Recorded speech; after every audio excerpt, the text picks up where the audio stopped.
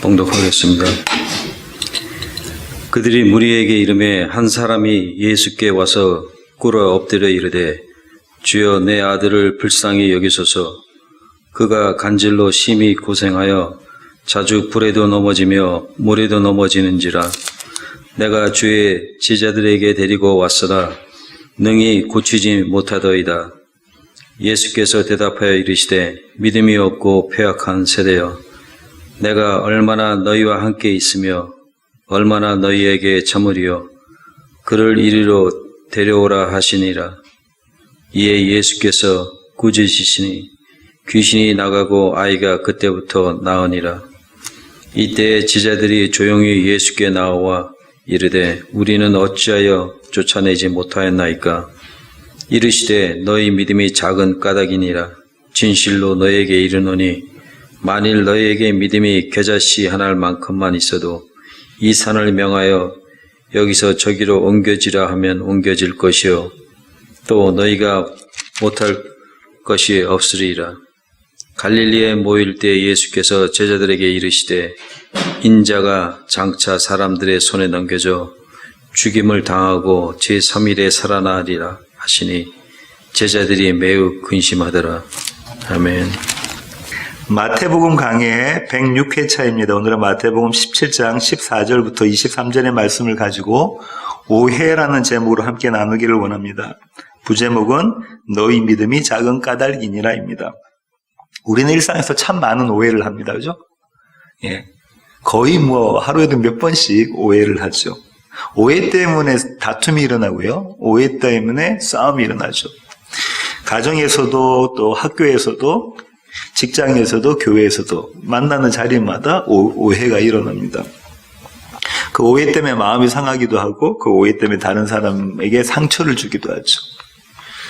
오해는 있는 그대로를 보지 못하고 또 있는 그대로를 듣지를 못해서 생기는 것이 오해입니다. 그죠? 나의 원함, 나의 마음, 내가 듣기 좋은 대로, 내가 보고 싶은 대로 보기 때문에 생겨지는 게 오해입니다. 오해를 국어사전에서 찾아보면 이렇게 정의하고 있습니다. 사실을 다르게 해석하거나 이해한다. 사실을 다르게 해석하거나 다르게 이해하는 것이 오해입니다. 오해가 풀리려면 어떻게 해야 되냐면 사실을 바르게 해석하거나 사실을 바르게 이해하면 오해가 풀리게 되는 거죠. 오늘은 이 오해라는 소재를 가지고 설교를 하고자 합니다. 조금 전에 강호찬 집사님께서 성우 같은 목소리로 읽으셨던 이 본문은 아주 유명한 본문이다죠. 저와 여러분이 익히 잘 아는 신앙생활을 좀 했다고, 교회에 출석을 좀 했다고 하시는 분들은 다 알만한 그런 구절입니다. 겨자씨만한 믿음에 대한 이야기가 나오고요. 이 겨자씨만한 믿음으로 산을 옮길 수 있는 믿음에 대한 이야기가 나오죠. 그래서 우리는 겨자씨보다 큰 믿음을 가져야 된다라고, 산을 옮길 만한 믿음을 가져야 된다라고 설교되어지기도 합니다. 오늘 마태복음에는 안 나오는데요. 마가복음에는 또 어떻게 이야기가 나오냐면 이렇게 귀신이 쫓겨나가는, 축기되어지는, 귀신이 물러나가는 이런 기도 외에는 다른 방법이 없다라고 예수님 말씀해 주시거든요. 그래서 기도의 능력, 믿음을 가지고 기도해라라고 이렇게 가르쳐 주시기도 하십니다. 한번 우리가 이렇게 가정을 해볼게요. 우리에게 이 겨자씨만한 믿음이 있다고 한번 가정을 해봅시다. 만약에 백목사가 이 겨자씨만한 믿음, 겨자씨는 손에 올려놓으면 보일까 말까 한다고 그렇게 제일 작은 씨라고 했잖아요. 씨앗이라고. 그만한 믿음이 저에게 있다면 어떻게 될까요?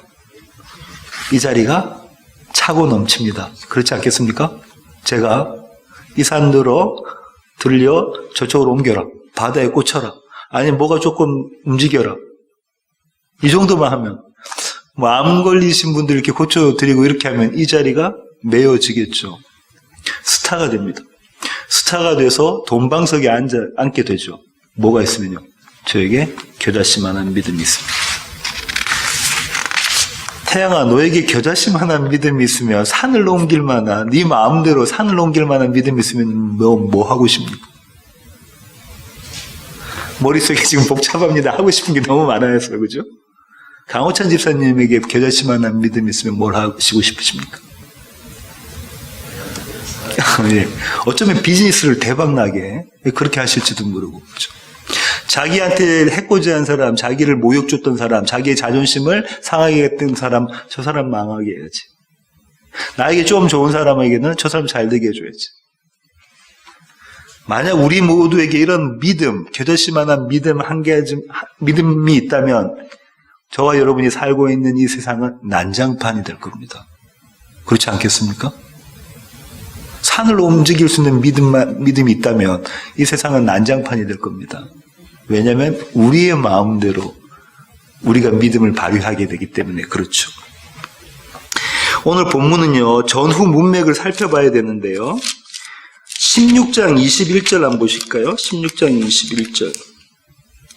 이때로부터 예수 그리스도께서 자기가 예루살렘에 올라가 장로들과 대제사장들과 서기관들에게 많은 고난을 받고 죽임을 당하고 제3일에 살아나야 할 것을 제자들에게 비로소 나타내시니, 예수님께서 이제부터 뭐라고 말씀하셨죠? 이제부터 나의 사망과 나의 부활, 이것이 메시아의 사명이다라고 이야기하신 거죠, 제자들에게. 그러니까 그 유명한 베드로가 뭐라고 이야기합니까? 조금 전에 뭐라고 했죠, 이 베드로가?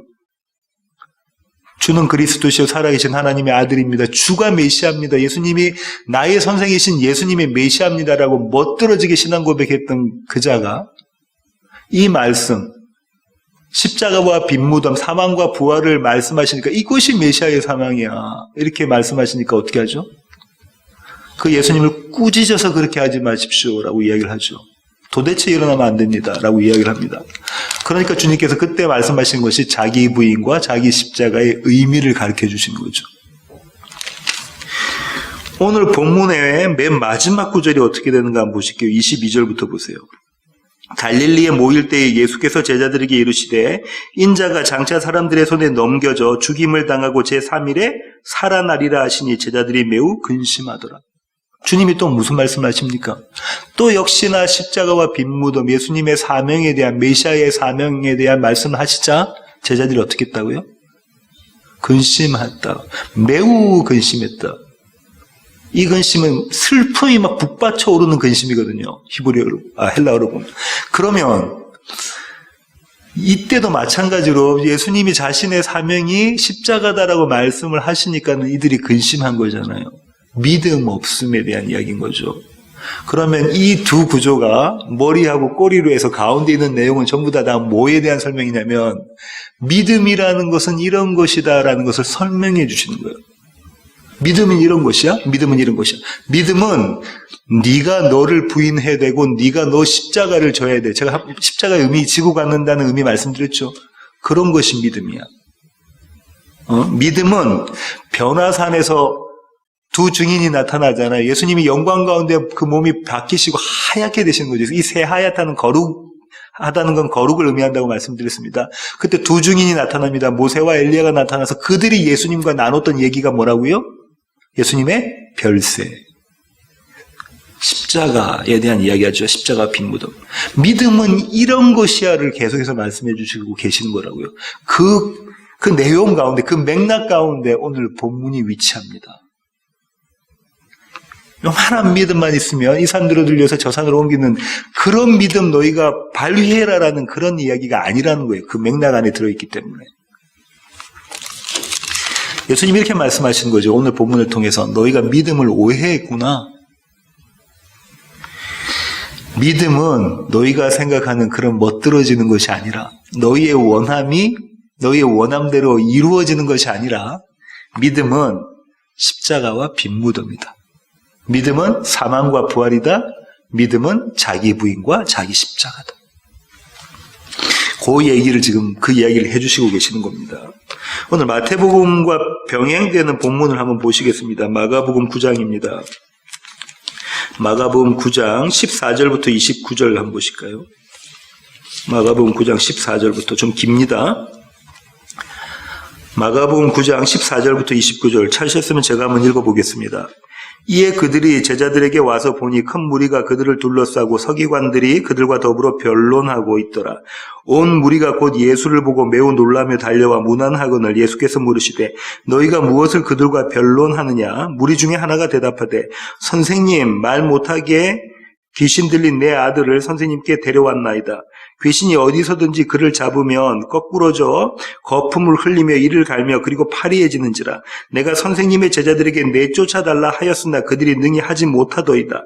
대답하여 이르시되 믿음이 없는 세대여, 내가 얼마나 너희와 함께 있으며 얼마나 너희에게 참으리요. 그를 내게로 데려오라 하시매 이에 데리고 오니 귀신이 예수를 보고 곧 그 아이로 심히 경련을 일으키게 하는지라. 그가 땅에 엎드려져 구르며 거품을 흘리더라. 예수께서 그 아버지에게 물으시되 언제부터 이렇게 되었느냐 하시니 이르되 어릴 때부터니이다. 귀신이 그를 죽이려고 불과 물에 자주 던졌나이다. 그러나 무엇을 하실 수 있거든 우리를 불쌍히 여기사 도와주옵소서. 예수께서 이르시되 할 수 있거든이 무슨 말이냐. 믿는 자에게는 능히 하지 못할 일이 없느니라 하시니 곧 그 아이의 아버지가 소리를 질러 이르되 내가 믿나이다. 나의 믿음 없는 것을 도와주소서 하더라. 예수께서 무리가 달려와 모이는 것을 보시고 그 더러운 귀신을 꾸짖어 이르시되 말 못하고 못 듣는 귀신아, 내가 내게 명하노니 그 아이에게서 나오고 다시 들어가지 말라 하시매 귀신이 소리 지르며 아이로 심히 경련을 일으키게 하고 나가니 그 아이가 죽은 것 같이 되어 많은 사람이 말하기를 죽었다 하나 예수께서 그 손을 잡아 일으키시니 이에 일어서시니라. 집에 들어가시매 제자들이 조용히 묻자오되 우리는 어찌하여 능히 그 귀신을 쫓아내지 못하였나이까? 이르시되 기도 외에 다른 것으로는 이런 종류가 나갈 수 없느니라 하시니라. 그곳을 떠나 갈릴리 가운데로 지날새 예수께서 아무에게도 알리고자 아니하시니 이는 제자들에게 가르치시며 또 인자가 사람들의 손에 넘겨져 죽임을 당하고 죽은 지 3일 만에 살아나리라는 것을 말씀하셨기 때문이더라. 그러나 제자들은 이 말씀을 깨닫지 못하고 묻기도 두려워하더라. 오늘 마태복음에 있는 본문은 이 마가복음에 있는 본문을 상당 부분 축약해버렸죠. 축약했습니다. 누가복음 9장으로 가보시면요. 누가복음 9장 37절입니다. 37절부터 43절까지인데요. 누가복음 9장 37절부터 43절. 이튿날 산에서 내려오시니 큰 무리가 맞을세 무리 중에 한 사람이 소리질러 이르되 선생님 청컨대 내 아들을 돌보아 주옵소서. 이는 내 외아들이니이다. 귀신이 그를 잡아 갑자기 부르짖게 하고 경련을 일으켜 거품을 흘리게 하며 몹시 상하게 하고야 겨우 떠나가나이다. 당신의 제자들에게 내쫓아 주기를 구하였으나 그들이 능히 못하도이다. 예수께서 대답하여 이르시되 믿음이 없고 패역한 세대여, 내가 얼마나 너희와 함께 있으며 너희에게 참으리요. 내 아들을 이리로 데리고 오라 하시니 올 때에 귀신이 그를 거꾸로 뜨리고 심한 경련을 일으키게 하는지라. 예수께서 더러운 귀신을 꾸짖으시고 아이를 낫게 하사 그 아버지에게 도로 주시니 사람들이 다 하나님의 위엄에 놀라니라. 마가복음도 상당 부분, 누가복음도 상당 부분 마가복음에 비교하면 축약되어져 있습니다. 오늘 마태복음과 마가복음, 누가복음에 있는 것을 이렇게 다 살펴보면서 말씀을 전하려고 하는데요. 오늘 이 에피소드의 배경은 오늘 본문 마태복음 17장 14절에 나타나 있습니다. 그들이 무리에게 이르매, 시간적으로는 어떻게 되냐면 아까 읽으신 누가복음에 가보면요, 이튿날 산에서 내려오신 그림이 그려져 있거든요. 변화산 사건 이튿날입니다. 시간적으로는 그렇고요. 공간적으로는 산 아래의 장소죠. 산 위에서 산 아래로 내려오신 장면입니다. 그렇죠?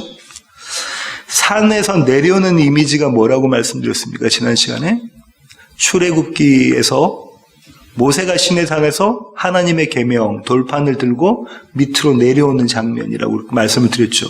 그 밑에서는 어떤 일들이 벌어지고 있었나요? 이스라엘 백성들이 아론을 대표로 해서 하나님께 반역하는 황금 송아지를 만든 사건이 있었다고 그랬죠. 이 장면을 연상케 합니다. 모든 유대 사람들은 이 장면을 그리게 되죠. 배경은 그렇고요. 이 에피소드의 등장인물은 첫 번째로 12제자 중에서 3제자가 빠졌으니까 남은 9명의 제자들과 서기관들과 그들을 둘러싸이는 무리들이 있습니다. 그죠? 9명의 제자들과 서기관들과 그들을 둘러싼 무리들이 있어요. 마태복음과 누가복음에는 이 얘기를 이야기하고 있지 않지만 마가복음에는 이 얘기를 하고 있죠. 그들이 서로 논쟁을 하고 있더라라고 하죠. 논쟁을 하고 있더라. 어떤 논쟁, 어떤 변론들을 하고 있냐면요. 그런 내용에 대한 이야기는 없습니다. 근데 신학자들은 어떻게 추측하냐면 귀신 들린 사람을 쫓아내는 일에 대한 논쟁이었을 거라고 신학자들은 추측을 합니다.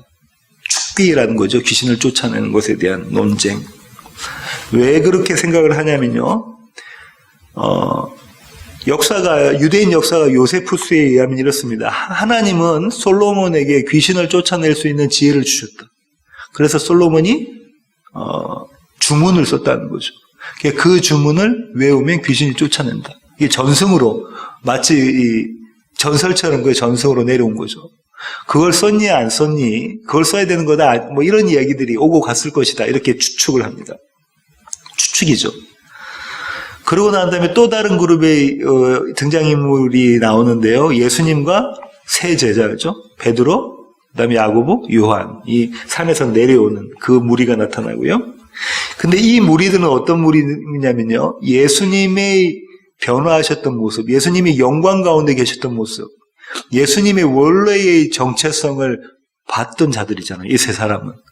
마치 모세가 하나님의 영광을 보고 내려올 때 하나님의 영광 가운데 그의 얼굴이 변했던 것처럼 그런 모습이라는 거예요. 이 세 사람은. 베드로와 야고보와 요한은 그렇게 산에서 내려온 거죠. 이 세 사람과 예수님과 이렇게 이 무리가 있고요. 또 두 사람이 등장하는데요. 이 두 사람이 오늘 에피소드의 거의 주인공입니다.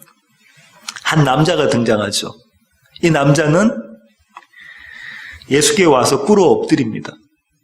꿇어 엎드린다는 얘기는 뭘까요? 당신이 나의 주인입니다라는 얘기죠. 주님, 주여. 또 다른 복음서에서는 선생님 이렇게 이야기하는데, 스승님, 랍비 이렇게 이야기하는데요. 당신이 나의 주인입니다. 내가 할 수 있는 일이 없는 이 일을 당신이 좀 해주세요. 이렇게 이야기하고 있는 거죠. 나는 불가능하니까 당신이 이 일을 해주십시오라고 이야기하고 있는 한 남자가 나타납니다. 아주 다급한 일이고요. 아주 중요한 일이고요. 꼭 해내야만 하는 그런 일인 거죠. 그러고 난 다음에 또 한 사람의 등장인물이 나타나는데 그 등장인물은 아무런 대사가 없습니다. 근데 그 등장인물은 이 한 남자의 아들입니다. 누가는 뭐라고 하냐면요. 이 아들이 외아들이다라고 이야기를 하고 있죠. 마태와 마가는 이야기하고 있지 않지만 누가는 외아들이다라고 이야기합니다. 나의 외아들이. 나의 외아들이라는 건 곧 나다라는 거죠. 나의 분신감과 같은 나의 보물, 내가 가장 소중한 이 외아들이 귀신 들렸습니다. 귀신 들렸습니다. 간질이 있습니다. 물에도 뛰어들고 불에도 뛰어들고 어찌할 바를 모르겠습니다. 말을 못합니다. 이 아들을 고쳐주십시오. 이 아들을 고쳐주십시오. 당시 고대 사람들은 유대인들뿐만 아니라 그 메소포타미아랑 그 일대, 아랍 일대의 모든 고대 사람들은 간질병은 종교와 신앙과 관련 있는 병이라고 생각을 했어요. 신적 임재가 있다는 거죠. 귀신 들림이나 신내림이 있다는 거죠. 왜요? 자기 의식과 상관없이 발작을 하기 때문에 그렇습니다. 자기가 하고 싶은 대로 하는 것이 아니라 자기가 원하지도 않은데도 발작이 있기 때문에 그렇게 사람들이 생각했다고 해요. 그 유명한 히포크라테스 있잖아요. 히포크라테스가 그렇게 기록을 해놨다고 이야기를 합니다. 여기까지가 사건의 그 등장인물이고요. 이 에피소드의 발단, 이 에피소드가 왜 시작됐는지, 그 시초가 뭔지, 단초가 되는 것이 뭔가, 그걸 이야기하고 있는 것이 15절입니다. 주여 내 아들을 불쌍히 여기소서. 그 다음 16절입니다. 내가 주의 제자들에게 데리고 왔으나 능히 고치지 못하더이다. 외아들이 간질병으로 힘들어하고 있는 귀신 들린 외아들을 갖고 있었던 이 남자가 예수님께 와서 요청을 합니다. 뭘 요청하죠?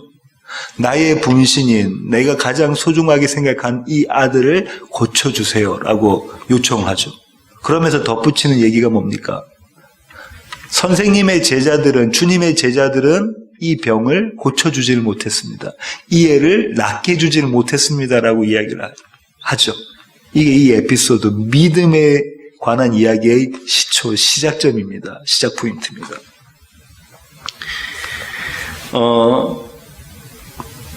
무릎을 꿇고 이 요청을 했다는 것은 이 남자가 나는 불가능하니까 예수님이 가능하시니까 예수님이 고쳐주세요라는 의미잖아요. 나는 불가능하고 당신은 하실 수 있습니다라는 의미잖아요. 근데 이 사람의 믿음을 마가는 뭐라고 얘기냐면요. 우리가 본받아야 될 믿음이라고 이야기하고 있지 않습니다. 그죠? 이 얘기를 하기 전에 어떻게 이야기를 했다고 하죠? 마가복음 9장 22절 한번 가볼까요? 마가복음 9장 22절.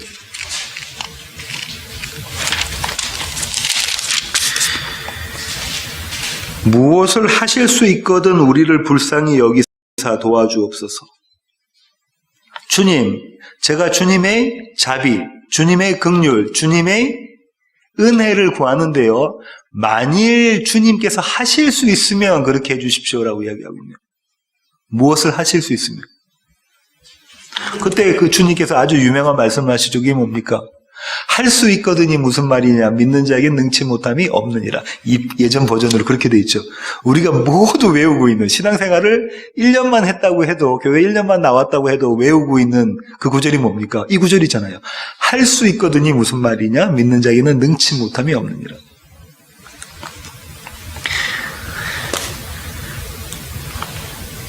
아까도 말씀드렸다시피 이 에피소드의 시작은 주님의 제자들은 할 수 없었고요. 만약 당신이 할 수 있다면 고쳐주세요. 이렇게 시작되는 겁니다. 오늘 본문은 믿음에 관한 것이라고 제가 말씀을 드렸는데요. 믿음이란 무엇입니까? 라는 질문에 믿음이란 이런 것이라고 대답해 주신 겁니다. 17절 보십시오. 믿음이 없고 패역한 세대요. 주님은 지금 믿음이 없고 패역한 세대라고 사람들에게 이야기하고 계시잖아요. 누구에게 이 말씀하신 겁니까? 믿음이 없고 패역한 세대라고. 마태복음 12장 39절 한번 가보실까요? 마태복음 12장 39절. 38절부터 한번 읽어보겠습니다. 그때의 서기관과 바리새인 중 몇 사람이 말하되 선생님이여 우리에게 표적 보여주시기를 원하나이다. 예수께서 대답하여 이르시되 악하고 음란한 세대가 표적을 구하나. 악하고 음란한 세대라고 지칭되어져 있는 사람들이 누구죠? 표적을 구하는 사람들이고 그들은 누구였습니까? 서기관들과 바리새인들. 그죠? 신명기 32장으로 한번 가보실까요? 신명기 32장. 5절 한번 보시겠습니다. 그들이 여호와를 향하여 악을 행하니 하나님의 자녀가 아니요 흠이 있고 삐뚤어진 세대로다. 삐뚤어지다 이게 패역한 거거든요. 32장 20절. 그들은 심히 패역한 세대요 진실이 없는 자녀이다. 패역한 세대, 진실이 없는 세대, 삐뚤어진 세대, 흠이 있는 세대. 다 같은 말입니다. 하나님을 향하여 악을 행한 자들. 하나님의 자녀가 아닌 자들 이렇게 이야기했습니다.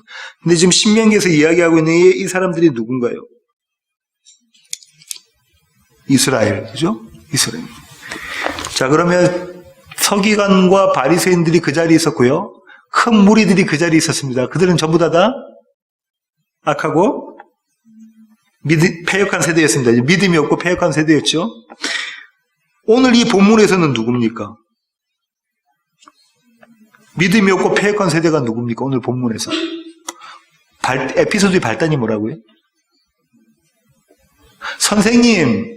선생님의 제자들이, 주님의 제자들이 내 아들을 고치지 못했습니다라는 이 아빠의, 이 아버지의 이야기가 있자마자 주님께서 말씀하신 것이 믿음이 없고 패역한 세대여 했습니다. 누구 보고 하는 얘기일까요?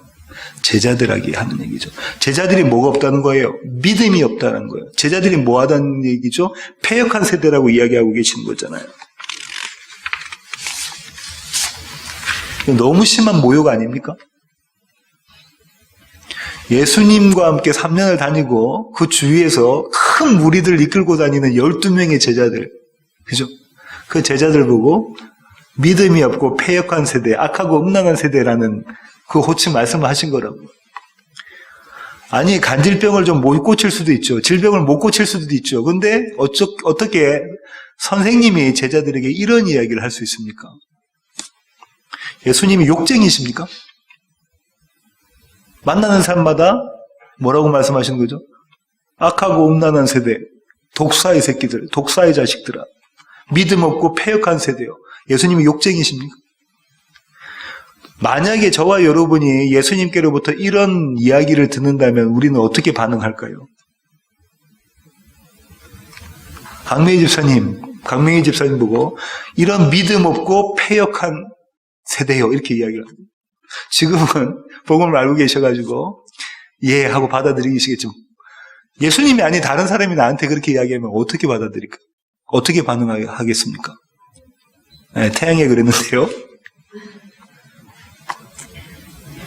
대번에 우리는 그 사람의 멱살을 잡거나 아니면 좀 인격이 있으면 속으로는 저런 나쁜 놈, 저런 못된 놈, 감히 이렇게 생각하지 않았겠습니까? 이러면 우리는 어쩌면 서기관과 바리새인들이 예수님께로부터 그런 모욕을 당했을 때에 그들이 반응했던 것이 이해가 됩니다.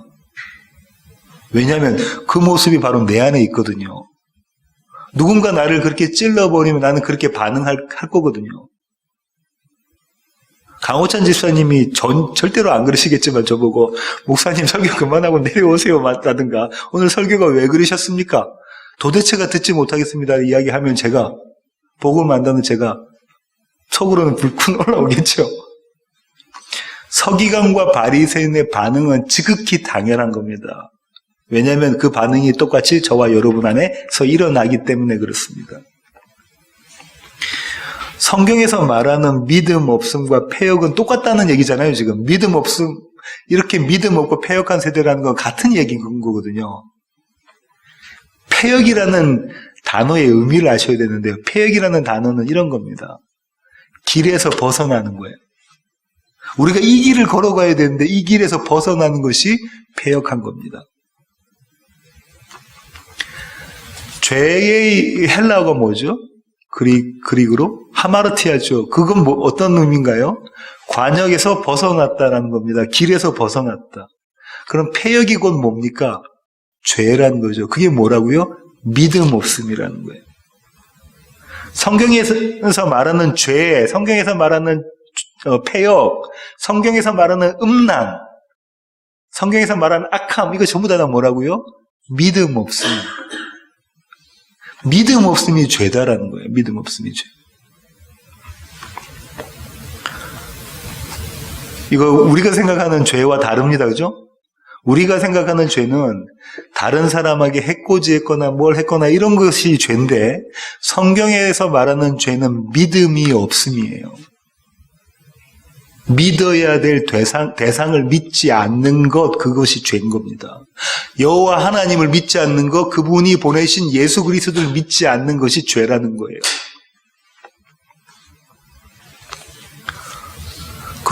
그런 소리를 들었던 제자들이 조용히 예수님께 다가옵니다. 그죠? 예수님께서 대번에 그 귀신 들린 외아들을 고쳐주시거든요. 그러니까 제자들이 조용히 예수님께 다가와서 묻습니다. 선생님, 우리는 왜 못 고쳤습니까? 선생님, 우리는 왜 못 고쳤죠? 그때 주님께서 말씀하셨던 것이 뭐냐면 20절입니다. 19절부터 한번 읽어볼까요?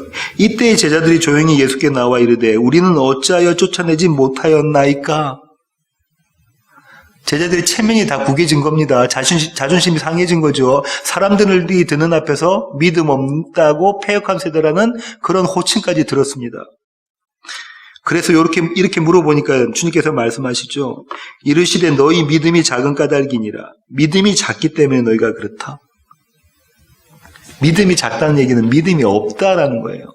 겨자씨만한 믿음만 있어도 이 산으로 들려서 저쪽으로 옮겨갈 거라고 했는데 그만한 믿음, 겨자씨만한 믿음도 너에게는 없기 때문에 이 자의 병을 못 고쳤다는 거잖아요. 믿음이 없다라는 겁니다. 믿음이 작은 자의 모습이 성경에서 어떻게 나와 있는가 한번 보실까요? 마태복음 6장 30절입니다. 마태복음 6장 30절. 오늘 있다가 내일 아궁이에 던져지는 들풀도 하나님이 이렇게 입히시거든 하물며 너희일까 보냐 믿음이 작은 자들아. 그 유명한 무엇을 먹을까 무엇을 마실까 무엇을 입을까로 걱정하지 마라. 하나님이 너에게 먹이고 입히고 그렇게 마시게끔 하시지 않겠니? 믿음이 작은 자들. 이것이 믿음의 작음의 모습이죠. 8장 26절 보시겠습니다. 마태복음 8장 26절. 예수께서 이르시되 어찌하여 무서워하느냐 믿음이 작은 자들아. 갈릴리 바다에 배에 떠 있었죠. 풍랑이 옵니다. 예수님 어떻게 계시죠? 배 안에서 주무시고 계십니다. 예수님 하고 깨우죠. 왜요? 지금 뭐라고 표현하고 있냐면 파도가 배를 덮친다는 거예요. 그럼 이제 사망이다라는 거죠. 그때 주님이 뭐라고 말씀하시죠? 왜 이 난리를 쳐? 믿음이 작은 자들아. 14장 31절 보시겠습니다. 마태복음 14장 31절입니다. 예수께서 즉시 손을 내밀어 그를 붙잡으시며 이르시되 믿음이 작은 자여 왜 의심하였느냐. 어떤 사건입니까? 예수님께서 갈릴리 바다 위를 저벅저벅 밟고 걸어오시는 것을 본 제자들, 그 중에서 제자들의 대표인 베드로가 주님이시면 나를 물 위로 걷게 하소서 해서 걸어와라. 내게로 오라 하니까 걸어가죠. 그러다가 뭐라고 되어 있냐면 바람을 보고 무서워 빠졌습니다. 그때 주님께서 뭐라고 말씀하시냐면 믿음이 작은 자요. 그 다음 오늘 본문인데요. 한번 쭉 돌이켜보시면 믿음이 작다, 믿음이 없다라는 것은 어떤 의미라는 것이 이해가 되시죠? 저와 여러분의 일상입니다. 우리가 모두 이 모습이죠. 무엇을 먹을까 마실까를 염려하고, 그렇죠? 풍랑과 환경과 어떤 그 풍랑으로 오는 환경과 상황과 이런 것들을 보면 의심하게 되고, 그렇지 않습니까? 이 모든 모습이 저와 여러분의 모습이라는 겁니다. 믿음이 적다. 믿음이 없다는 거죠. 이스라엘의 모습, 우리의 모습, 그리고 죄인의 모습이라는 겁니다. 주님께서는 너희에게 만약 겨자씨만한 믿음만 있다면 라는 전제를 두고 이야기하시잖아요. 그러면 산을 옮길 수 있는 결과를 나타낼 것이다. 산을 움직이는 것에 대해서 한번 찾아볼까요? 마태복음 21장 21절입니다. 21장 21절.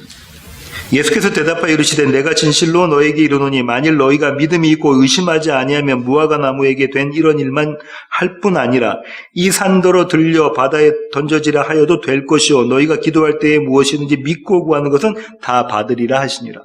이거 우리가 기도할 때 엄청나게 많이 붙잡는 그런 구절 아닙니까? 믿고 의심하지 않고 구하면, 믿고 구하고 의심하지 않으면 받은 줄로 알아라. 저만 이런 기도 해봤네. 강미희 집사님 기도원에서 엄청 이런 기도 많이 하셨을 겁니다. 그죠? 태양이는 목사님 아들이니까 엄청나게 이런 기도 많이 했을 거예요. 그지? 마가복음 11장 23절부터 24절입니다. 마가복음 11장 23절부터 24절. 내가 진실로 너에게 이르노니 누구든지 이 산더러 들려 바다에 던져지라 하며 그 말하는 것이 이루어질 줄 믿고 마음에 의심하지 아니하면 그대로 되리라. 그러므로 내가 너에게 말하노니 무엇이든지 기도하고 구하는 것은 받은 줄로 믿으라. 그리하면 너에게 그대로 되리라. 오늘부터 저와 여러분은 기도를 어떻게 해야 됩니까? 원하는 것을 딱 그림을 그려놓고 믿고 기도하고 기도했으니까 이제 주실 것이다. 마치 인디안들이 어떻게 하죠? 인디안들이 비가 안 오면 비가 오게 해주세요라고 제사를 지내거든요. 기도를 하거든요. 근데 반드시 비가 와요. 언제까지 기다리니까? 비가 올 때까지 제사를 지내니까. 그런 얘기인가요? 이 얘기는 지금 무슨 이야기하고 있는 거냐면요. 산이 움직여집니까? 산이 움직여지나요? 안 움직여집니다. 불가능하다는 거예요. 불가능한 일. 너희가 갖고 있는 믿음이라는 것으로는 산이 움직여지지 않는 것처럼 불가능한 일이야 이 얘기를 하고 계시는 거라고요. 그런데 너희 안에 겨자씨만한 믿음이라도 있다면 이 산이 움직여진다. 이 불가능이 가능케 된다라고 말씀하고 계시는 겁니다.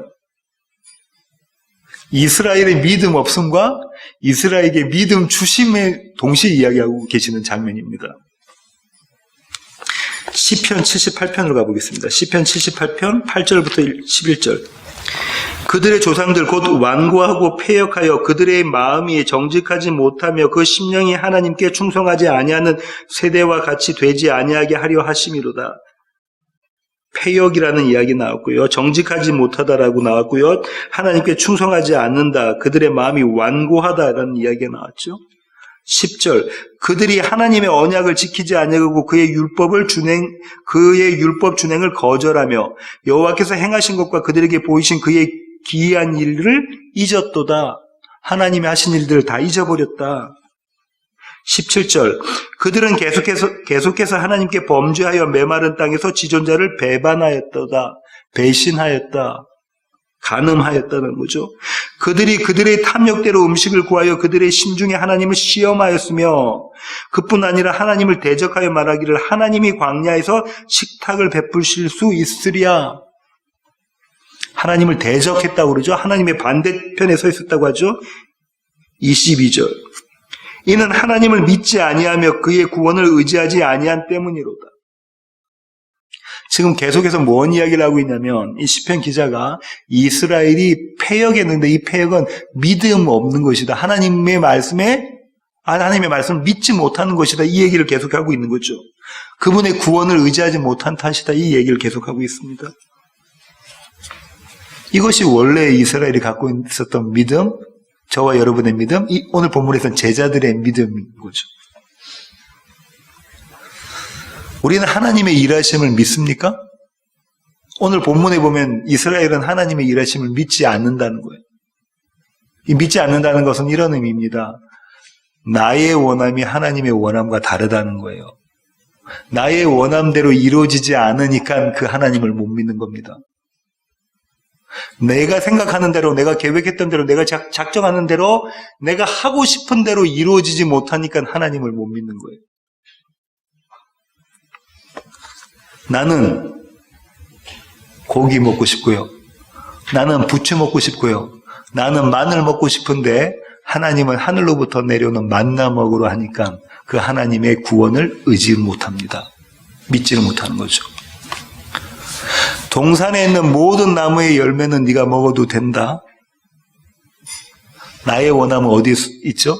동산 중앙에 있는 하나님이 먹지 말라고 하셨던 그 나무의 열매를 먹고 싶은 거예요. 그러니까 하나님을 의지를 못합니다. 믿음 없음은 이런 겁니다.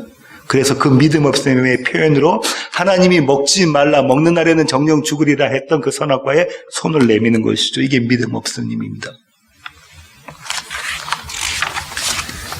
그런데요, 이렇게 믿음 없는 자들에게 겨자씨보다 작은 그런 믿음이 탁 들어갑니다.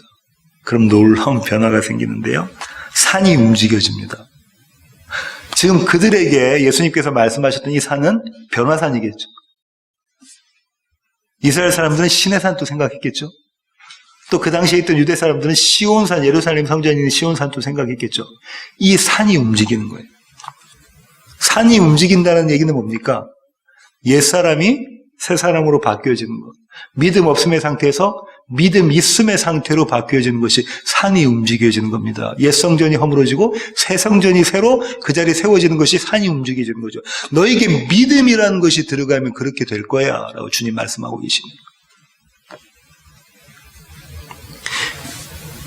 이스라엘의 믿음은 산을 움직이지 못하는 믿음에서 산을 움직이는 믿음으로 바뀌어질 거라는 겁니다. 그거는 너희는 도대체가 할 수 없는, 죽었다 깨어나도 할 수 없는 것인데 하나님께서 그 일을 하시겠다. 하나님께서 그 일을 하고 계신다라고 말씀하고 계신다고. 아까 보았던 시편 78편 38절부터 39절 한번 보실까요? 시편 78편 38절부터 39절입니다.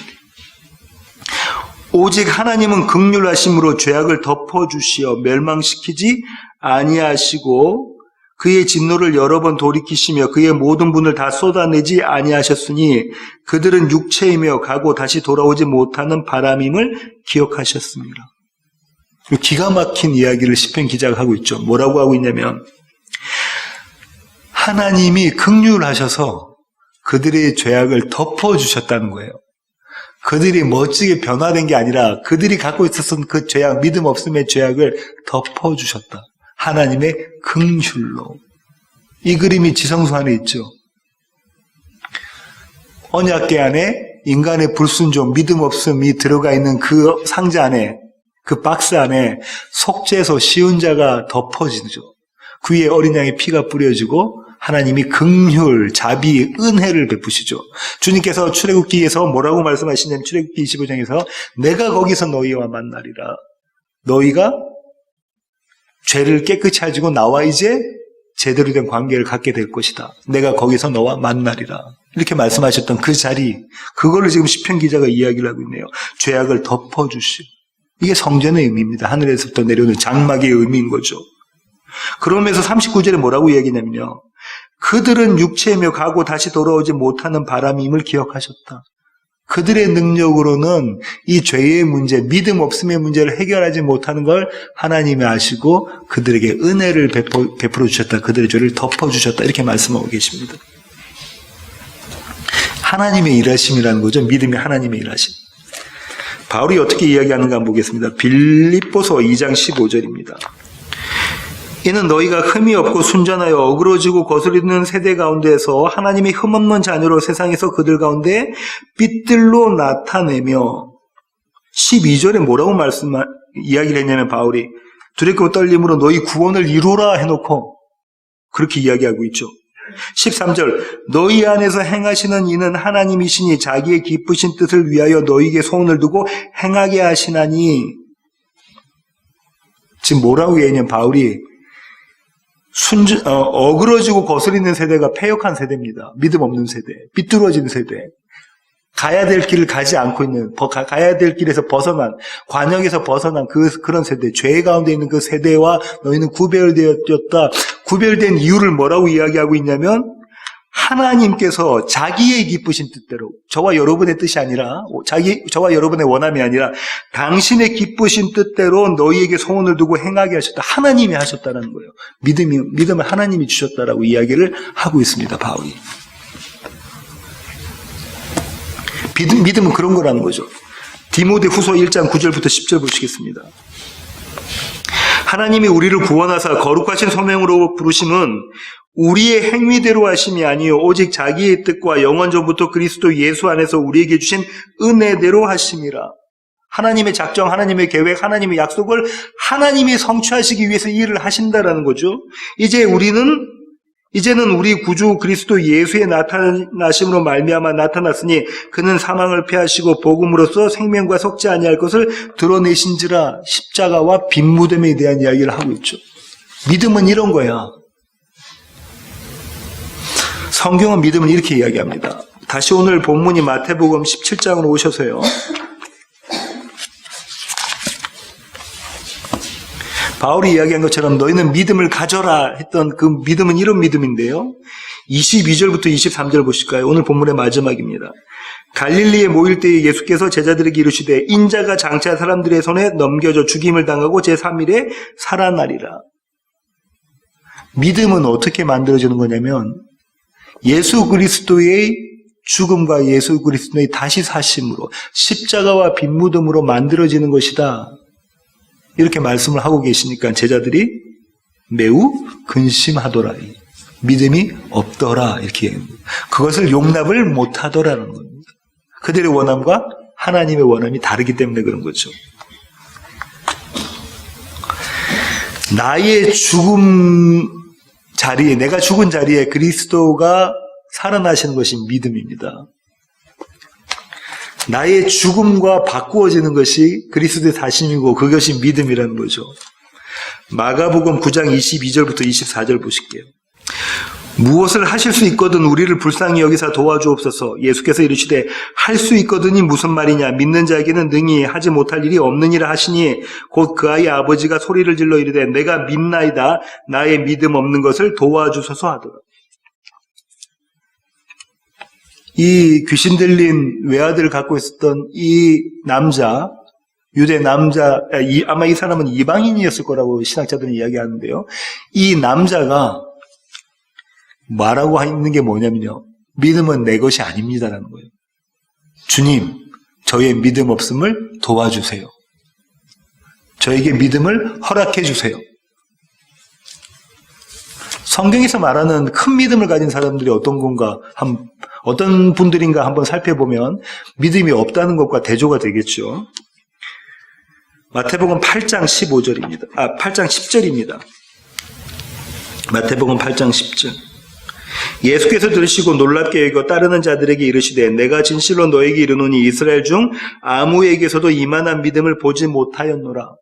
주님께서 이스라엘 사람들 중에서는 이런 믿음 못 봤다라고 말씀하셨는데 그 장본인이 누구냐면 백부장입니다. 8장 5절. 한 백부장이 나와 간구하여 내 하인을 좀 고쳐주십시오. 자기 아들이라고도 신학자들은 보기도 한다고 말씀을 드렸었죠. 이 본문을 강의할 때 7절. 그러니까 주님이 이렇게 말씀하시죠. 내가 가서 고쳐주리라. 8절. 백부장이 유명한 얘기를 합니다. 뭡니까? 주님이 내 집에 들어오시는 거 제가 감당하지 못하겠습니다. 저도 군대의 장교인데요. 제가 명령하면 가라 하면 가고 오라 하면 옵니다. 주님 말씀만 하십시오. 주님이 내 집에 들어오는 것을 내가 감당하지 못하겠습니다. 주님이 어떤 분이시라는 걸 알고 자기가 어떤 자인지 아는 사람의 고백입니다. 그죠? 주님이 얼마나 크신 분이신가 알고 나는 어떤 자인 줄 알 때 하는 고백이 주님이 제 집에 들어오는 것을 제가 감당하지 못하겠습니다. 15장 28절 마태복음 15장 28절입니다. 이에 예수께서 대답하여 이르시되 여자여 내 믿음이 크도다 내 소원대로 되리라 하시니 그때로부터 그 딸이 나으니라. 누구죠? 가나안 여인입니다. 그죠? 이 가나안 여인이 자기 딸이 어떻게 됐죠? 흉악한 귀신에 들렸습니다. 그래서 예수님께서 예수님께 뭐라고 요청하냐면 내 딸을 고쳐주십시오. 예수님이 뭐라죠? 떡을 개에게 주는 거 아니다. 그렇게 이야기하니까는 이 여인이 예 주님 맞습니다. 제가 개입니다. 하지만 개도 주인의 상에서 떨어지는 부스러기를 먹습니다. 은혜해 주십시오. 제가 개입니다. 그러니까 주님이 뭐라고 말씀하시냐면 이 여자의 네 믿음이 크도다. 믿음이 큰 게 어떤 거라고요? 내가 주님이 내 집에 들어오는 것을 감당하지 못하겠습니다. 내가 개입니다, 주님. 그렇지만 내가 주님의 은혜를 구합니다. 이게 믿음이 큰 거라고요. 둘 다 이방인입니다. 이스라엘이. 유대인들이 아니고 이스라엘이 아니고 이방인입니다. 이것이 믿음이 큰 겁니다. 이걸 자꾸 대조하고 있는 겁니다. 마태복음 처음부터 끝까지 서기관과 바리새인의 의와 더 나은 의의 대조라고 말씀을 드렸잖아. 이 얘기를 지금 주님께서 하고 계시는 거죠. 제자들에게는 이런 믿음이 없었던 거죠. 그들이 매우 근심했다라고 이야기를 하고 있습니다.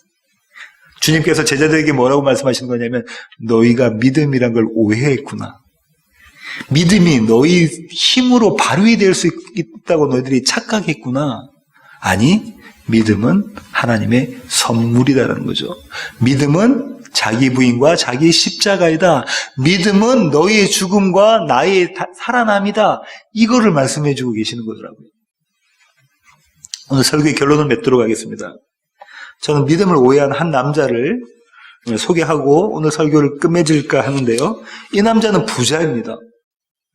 이 남자는 아마도 좋은 가문을 가졌을 거고요. 학식과 그 다음에 또 덕망을 갖춘 그런 남자였을 겁니다. 이 남자는 어쩌면 총각이었을지도 몰라요. 요즘 말로 하면 엄친아일지도 모르는 남자입니다. 마태복음 19장 16절부터 22절입니다.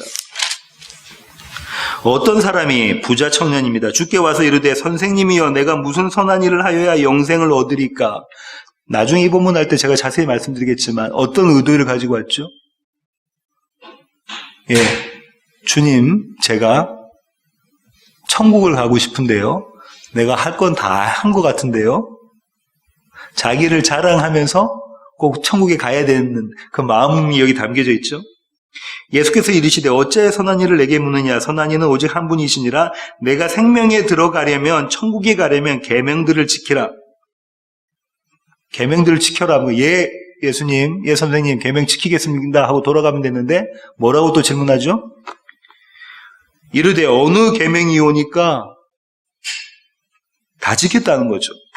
예수께서 이르시되 살인하지 마, 간음하지 마, 도둑질하지 마, 거짓 증언하지 마, 내 부모 공경해, 내 이웃을 내 자신같이 사랑해. 이런 말씀들을 너희가 다 지켜라. 부자 청년이 뭐라 하냐면 이렇게 이야기합니다. 이 모든 것을 내가 지켜 싸운데 아직도 무엇이 부족하니까. 그가 생각하는 믿음이 어떤 겁니까? 예, 내가 다 지켰는데요. 내가 다 했는데요. 내가 내 믿음을 발휘했는데요. 아직도 뭐가 부족합니까?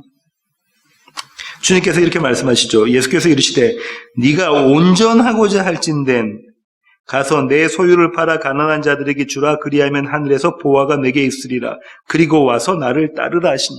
주님께서 말씀하셨던 믿음은 이런 거죠. 뭡니까? 네 갖고 있는 거 다 팔아. 네가 온전해지려면. 네가 지금 귀신 들린 자인데 네가 온전한 정상적인 사람이 되려면 네가 갖고 있는 걸 다 팔아야 돼. 그게 뭐죠? 자기 부인, 자기 십자가입니다. 네가 갖고 있는 의 그거 다 무너뜨려야 돼. 그렇게 이야기를 주님께서 말씀하시죠. 이게 믿음이야. 이게 겨자씨만한 믿음, 산을 옮기는 믿음이야. 너 옛사람 죽어야 돼. 이렇게 말씀을 하시죠. 그때 그 청년이 어떻게 가냐면 22절 보세요. 그 청년이 재물이 많음으로 의가 차고 넘쳤습니다. 서기관과 바리새인의 의가. 이 말씀을 듣고 근심하며 가니라. 오늘 제자들이 이 모습이었잖아요. 근심하며 간다죠. 그거 내가 원했던 믿음 아닌데? 내가 원했던 의 아닌데? 그거 나 싫은데? 이 엄친아는요, 이 부자 청년은요, 믿음을 오해했습니다. 믿음이 자기가 생산해낼 수 있는 것이라고 오해했죠. 그런데 참 믿음을 갖고 계신 분 앞에 딱 서니까 그의 믿음 없음이 고발되었죠. 발각되어집니다.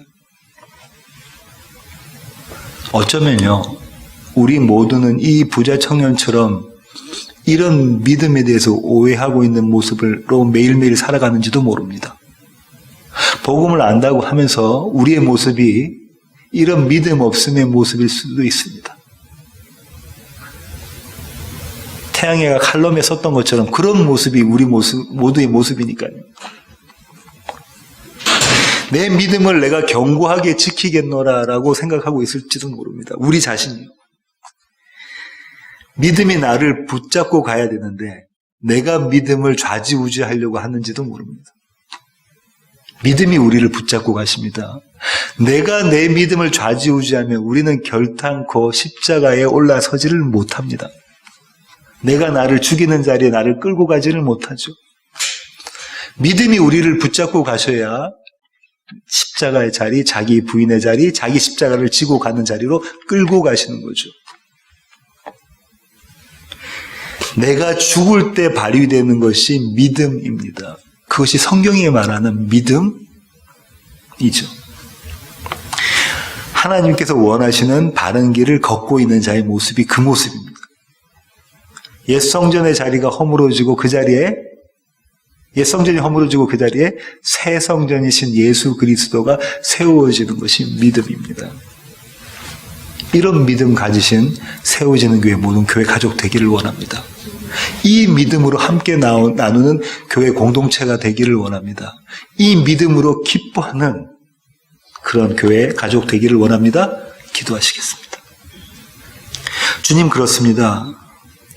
우리는 믿음하면 할 수 있거든이 무슨 말이냐, 믿는 자에게는 능치 못함이 없다라고 하셨던 주님의 말씀을 오해하면서 생각합니다. 겨자씨만한 믿음이 있으면 이 산 들려서 저 산으로 옮겨진다고, 저 바다로 옮겨진다고 했던 주님의 말씀을 오해하고 있습니다. 매일매일 하나님께서 말씀하셨던 그 말씀을 오해하고 살아갑니다. 하지만 주님, 오늘 주님께서 주님의 말씀을 바르게 해석해 주심으로 믿음이 무엇인지를 깨달았습니다. 믿음은 하나님께서 거저주시는 선물이라는 사실을 알게 되었습니다. 믿음은 하나님의 덮으심으로 우리가 발휘하는 것이라는 것을 알았습니다. 믿음은 하나님께서 우리를 붙잡아 십자가의 자리로 끌고 가시라는 것을 우리가 알았습니다. 이 믿음 안에 거하는 세워지는 교회 모든 가족들에게 주님 저희들을 붙잡아 주시옵소서. 이제는 우리 주 예수 그리스도의 놀라우신 구원의 은혜와 하늘 아버지의 크고 극진하신 사랑과 우리 안에 내주하셔서 믿음을 발휘하게 하시는 성령님의 충만하심이 이제 주님 앞에 머리 숙인 세워지는 교회 모든 가족 머리머리 위에 이제로부터 영원토록 함께 하시기를 예수 그리스도의 귀하신 이름으로 간절히 축원하옵나이다. 아멘.